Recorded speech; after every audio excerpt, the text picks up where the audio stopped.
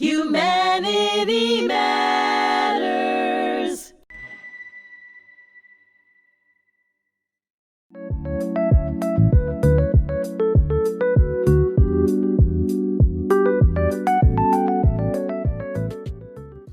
Thank you for joining us for part 2. I'm going to just let you continue because I feel like our conversation, kind of stopped. And you were sharing the track story, which I love, the horse track, especially. But so sharing that caring for a loved one with dementia or really any kind of physical or mental illness, I urge family members, children, anyone, accept your loved one and include them in life. They're not any less. So my father is in the last stages of dementia. And this story is remarkable.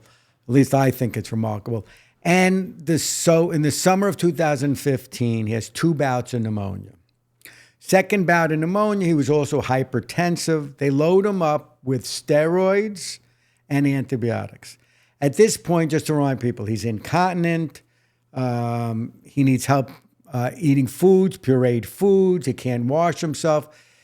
We were lucky. For the most part, he still knew who we were. Sometimes he didn't, okay? And if he would never initiate a conversation, maybe you'd get a word or two. We used to joke he used to speak a foreign language. He would go, Maragunda, Maragunda, Maragunda. We said, where's Maragunda coming from? He invented his own foreign language. He's in the hospital now, right? And I go to visit him. He says, hi, Danny. I said, hi, Dad. He says, I love you very much. I said, I love you very much. He said, what happened to me? I said, well, you got pneumonia, you're being treated, and you're going to go home soon. All of a sudden, it dawned on me, this is not the man I saw a few days ago who was in the last stages of dementia. This looks and sounds like my father. My brother, who was associated with the hospital, was there a lot, says it was like a light bulb switch, and he woke up and was talking in full sentences. So if I had to describe it, I would say he was 90% himself, okay? My brother didn't like to do it in percentages, but says he was back, right? So in episode 1, I talked about perspectives on how, so it was such a profound thing for me and my brother and my sister, but especially for my brother and I, that this man who was not only loving, but, whatever I went through in life, even I got older, he would just have to say to me if I had an issue, don't whip yourself. And I felt better. It was like, doesn't mean the problem's going away, but, don't let it overwhelm you. So all of a sudden he's back, okay? And we had an interesting experience with him in the 2 days. Can I share with you some of the things that happened? Are you on bated breath? I would love to hear. So at one point, he says to my brother, I'm happy to have a son like you. My brother says it was one of the most seminal moments of his life to hear his father, who he loved like his other children, say to him, I'm happy to have a son like you, something he hadn't heard in 10 years. So my brother was the doctor, medical issues in the family, he became the problem solver. In a sense, he took over that role for my father as he aged. But even my brother, my father, as capable he was, my father was always the guy he went to, even as a doctor with issues. So he said it was like his hair stood up on his head and on his arm. It was amazing. So the grandchildren, who were pretty young, right, when he had the stroke, we wanted to fill him in on what was going on with them, right? So we're telling him this one is doing this one has this job. And he would say, oh, that's great. I know this person always had an aptitude for that. I'm not surprised they're doing it. And then he says, isn't one of the grandchildren in medical school? And isn't one of the grandchildren in Ivy League school? How'd you know that, Dad? I do. Here's the amazing part. Those things didn't happen before he had dementia. It happened while he was in the midst and depth of his dementia. How did he know? He knew because we surmise that people with dementia or Alzheimer's are much more aware of what's going on than people think. Even though they may not be verbal, they may not sit. He knew what happened. I'm like, so you guys are talking in front of him and he's just taking it all in. Like Yeah. you're telling him these things. But then he said, one of the grandchildren's in medical school and one's in Ivy League school. Those happened when he was in the heart of the dementia. He was more aware, even though he couldn't verbalize it, he was more aware of what's going on. It's almost like, people in comas and they tell you talk to your person in coma, they could listen. And sometimes they come out of a coma and they're repeating. They said, I think you can't underestimate the spirit of a human being. And by the way, we have the greatest example in the world of someone who what Sami went through, the spirit of a human being to overcome and make something of his life. And my father did it his own respect too. So that was remarkable. So it validates in my mind, if you let your person sit in the corner and they know what's going on, you got to include them in life because they're more aware. So that was remarkable. What a lesson for the next generation. Right, exactly. Sorry. Right. So if you're a grandchild, right, of course, your person is still there. Engage with your loved one. Include them in your life. Tell them about what's going on in school. Share with them what's going on in your life. They get it. So we were reminiscing. My father particularly loved Jewish athletes.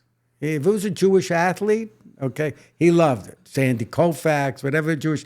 He loved Jewish athletes, but he liked an athlete that was on the Jets. He was a fanatical Jet fan called Wayne Corbett. He played for the Jets. He retired about 10 years ago. He was very undersized, went to Hofstra, not far from Long Island. He was undersized, and he ended up having a great career. My father was a 26-0 boxer in the Army, but he was like undersized for his weight class. He goes, like Wayne Corbett, they underestimated me. I surprised my opponents. And he was a street fighter. He was not college educated, but he built a very successful business. My mother was the college educated one, She was the one who preached education for the family. And my father was, if he got into trouble, came to the rescue. So he's reminiscing. So he bought all the grandchildren when they were little the number 80 jersey for Wayne Corbett. I have it sitting in my living room. He goes, remember the picture we took with Wayne Corbett? And it's one of his happiest pictures. And he says, what's Wayne Corbett doing now? This is what he's thinking of when he comes out of his dementia. I Googled him and I told him, right? The interesting part is once you started to write a book, tell the story and everything else, you became a podcaster. I did. So the first one was the story of your father. Guess who was the second one? You were, right? That is correct. I know. Okay. And guess what? What? You won several awards. I have. Okay, why don't you tell us the awards and then we can talk, about the podcast and well, let me just quickly finish the story with my father. And thank you, Sami, because number of the awards I won was with Sami. We won a Telly Award, a Communication Award, a Women's Rights Award. We won New York City Initial Podcast Award, Best History Podcast with Sami. Nice. So I'm going to just finish. So my mother, they're married 62 years. He tells us she's the love of his life, right? So my father had quirks growing up. He liked to nap. Sleep was a big thing in my family. You sleep, everything is great. He would nap during the day. And if the light's coming in, we didn't have blackout shades, he would take a long brown or black sock and put it across his eyes, okay? He's in the hospital room talking to my mother, and he says, "Oh, do you have my sock?" She goes, "What do you need your sock for?" "I want to take a nap." That's what he tells him.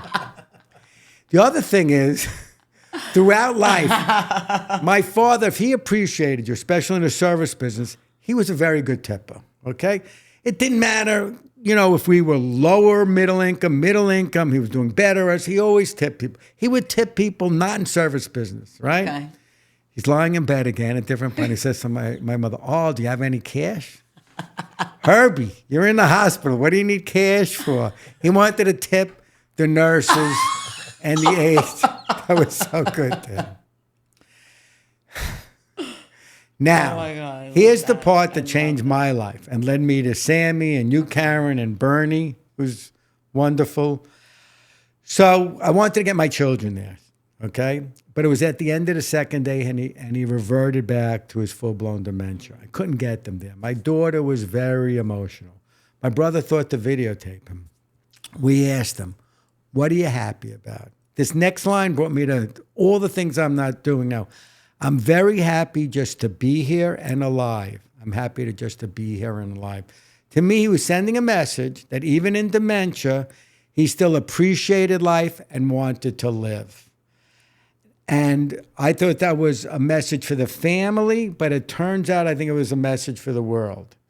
So I wrote an article while he eventually went home and he lived another 8 months. So there's something called terminal lucidity where people seem to have clarity like the day before they pass away. This wasn't what it was. This really was unexplainable.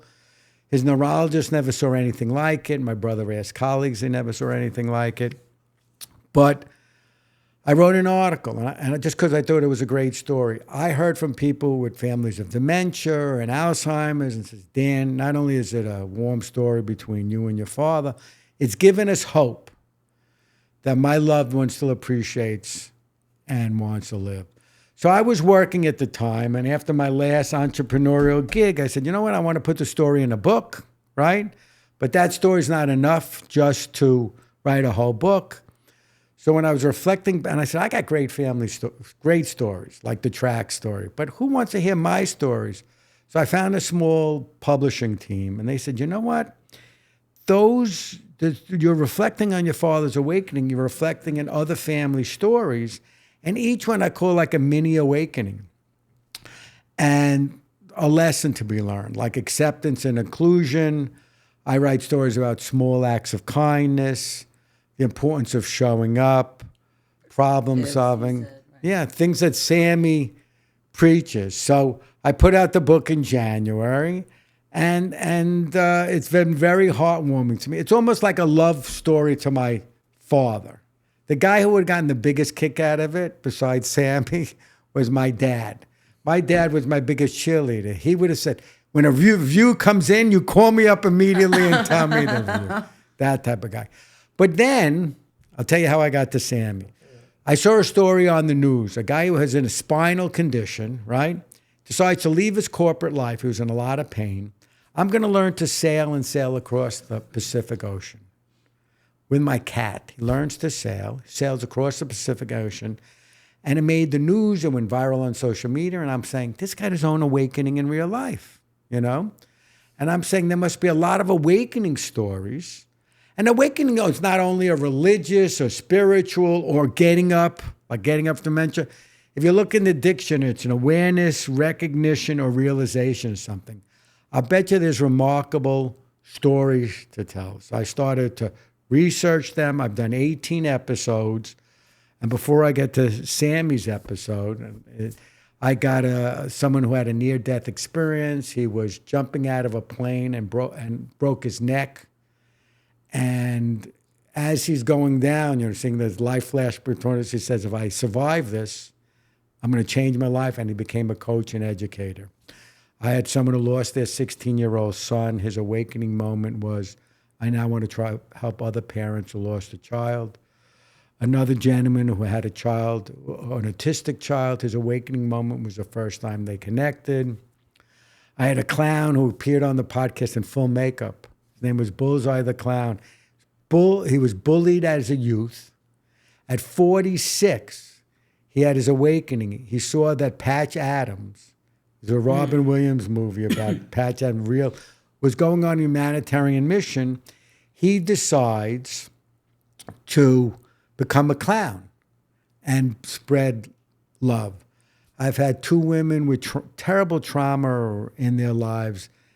Their awakening moment was to help others, okay?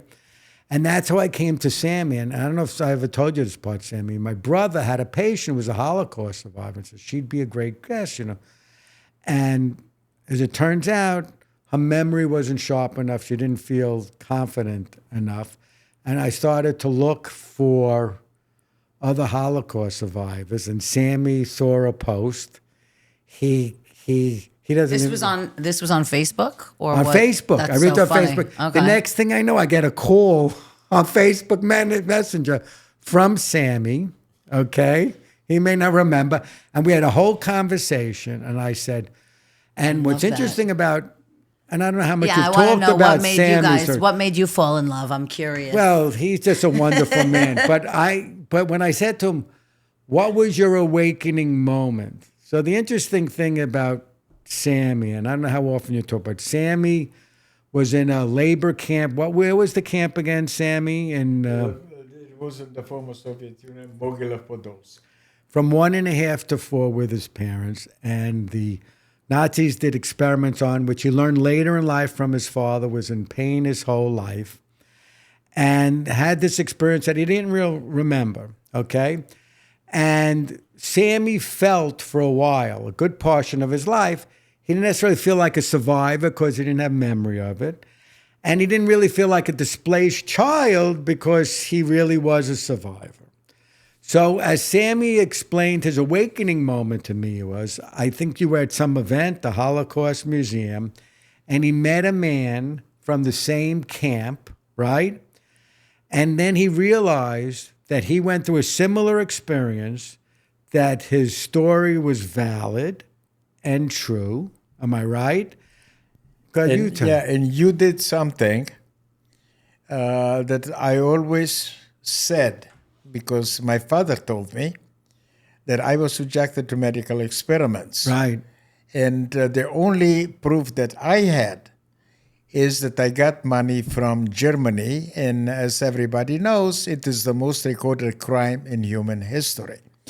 The interesting part is you did something which completely shocked me. He decided to investigate me. Oh. Okay. Okay, You know what? because he wanted to make sure that whatever they Was put in legit. the documentary is correct. You know what? Okay, Now, you did good. I mean, yes, good and for he him, right? validated. I have. Validated. So- Okay. So Right. Sami came on the podcast, told his story, and And I did not believe that it was my best presentation. he told me it wasn't his best, and it was so wonderful. We went to lunch, but I recorded it before this. Everybody should be aware of what happened in New York with Sami.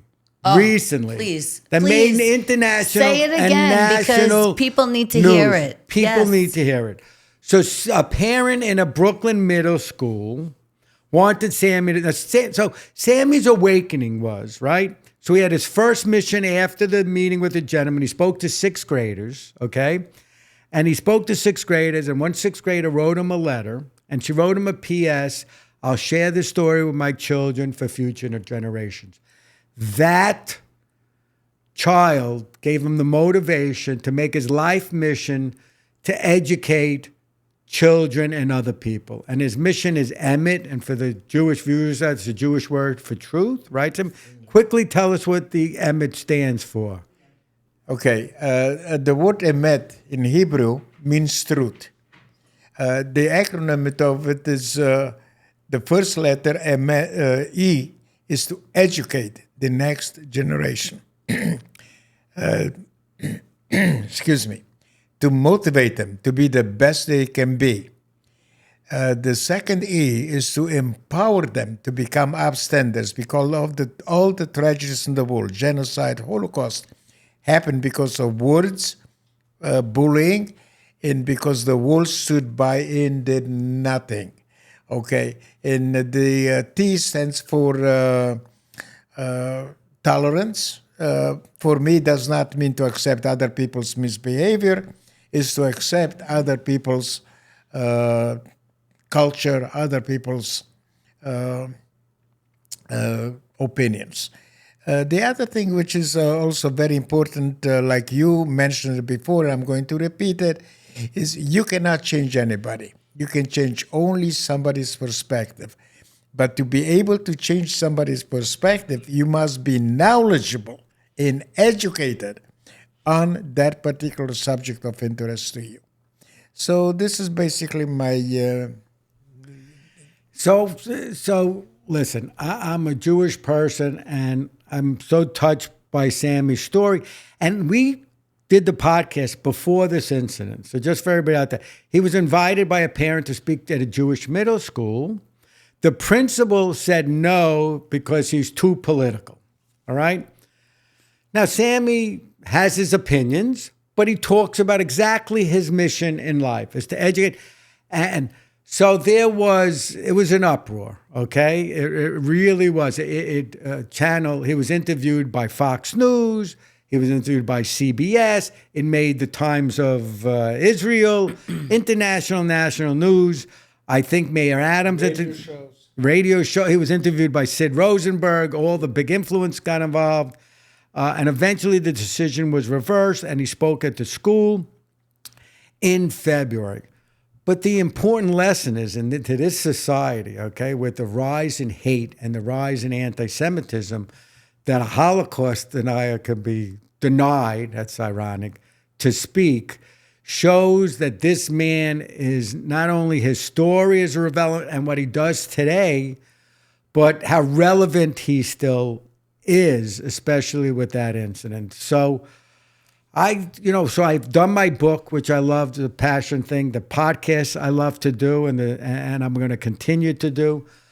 But I'm not a documentarian, but actually through the help of Bernie, who's behind the cameraman, I met a documentarian named Christiane Arbisu, who, by the way, for people out there, did a wonderful documentary called I Am Bernie, The Weight of Memory, about Bernie and his experience as a second generation, which is extraordinarily powerful. I'm going to give you a little plug. It's all over PPS.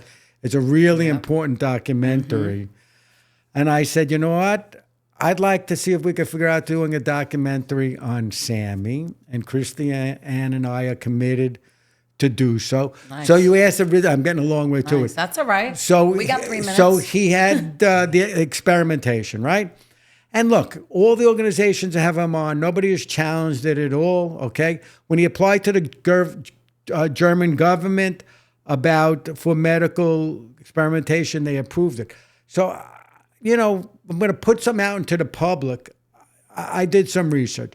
The German government doesn't take his word for it. They do independent substantiation. But then we did research about other people from the same area, from the same camp, right?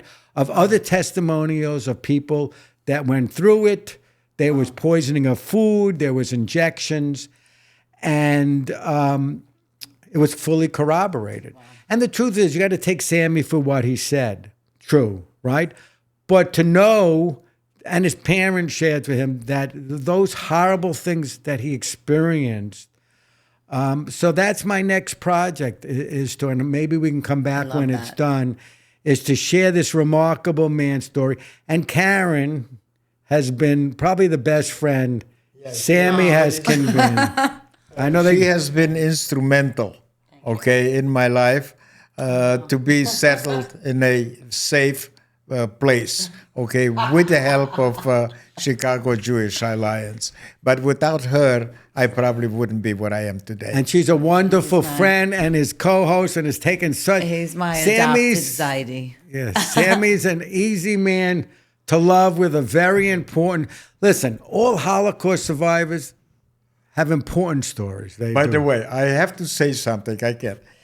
She adopted me, as her grandfather. So I said, by extension, your father is my son. And so she started laughing. She said, my father's 80 years old. That's funny. But there are important stories to tell. Bernie's story is remarkable. Again, one of the best documentaries. Yeah, really. Yeah. One of the best documentaries I have ever seen. And Christiane did absolutely a marvelous job. I believe he got about 18 awards. It was in Netflix and PBS and everything else. So for her to be involved in the documentary with me is a great honor. So my book has some awards, but the podcast with Sami has won 3 or 4 awards.